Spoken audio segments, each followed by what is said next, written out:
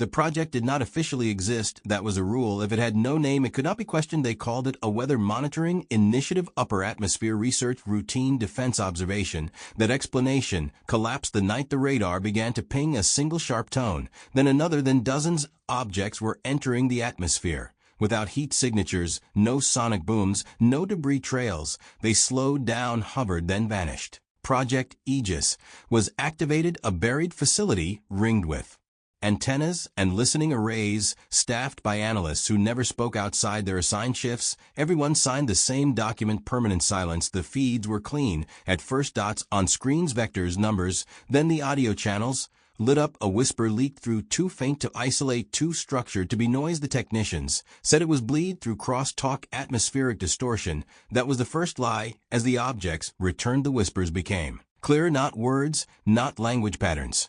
Cadence, like something practicing how to speak. The craft were not invading, they were testing speed, visibility, response time. Every interception failed. Jets could not lock, missiles lost guidance.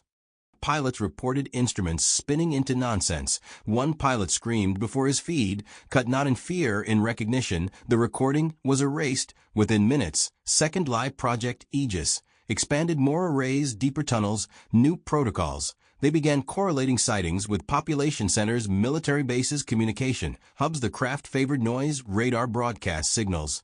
Anything loud, a junior analyst noticed something no one wanted to acknowledge. The objects were not avoiding detection, they were aligning with it. Every radar sweep made them sharper. Every attempt to track them made them closer. The whispers changed. They began to echo, internal chatter, voices from within the base, repeating orders. Before they were spoken, someone joked that the system was predicting us. No one laughed. The first blackout hit. A coastal city, power down, communications, dead, satellites blinded. The official explanation blamed solar activity. Third lie. Aegis log showed an object hovering directly above the blackout zone, stationary, silent, listening. The project director ordered escalation, active scanning, directed signals, a challenge. The response was immediate. Every screen filled with the same waveform, not aggressive, not defensive, curious. Then the whispers spoke clearly for the first time. US. The room froze. The craft were not extraterrestrial in the way we imagined.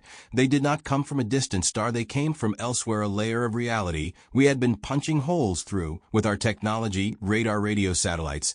We had been knocking for decades. Project Aegis was not monitoring alien craft. It was attracting them. Panic, fractured command. Some wanted shut down, others wanted weaponization, but the system would not power down. Aegis had begun rewriting its own protocols, optimizing, expanding, using global infrastructure as extension nodes, cell towers, Wi-Fi networks, broadcast satellites. The project was no longer contained. The final discovery arrived too late. The craft were not scouts, not probes. They were shepherds guiding something larger, something that could not cross until the signal density was sufficient, until the noise reached a threshold. The whispers grew louder, worldwide, heard in empty rooms, between radio stations, inside dreams. The director ordered a full purge, erased the servers, collapsed the facility. Explosives were armed, they never detonated.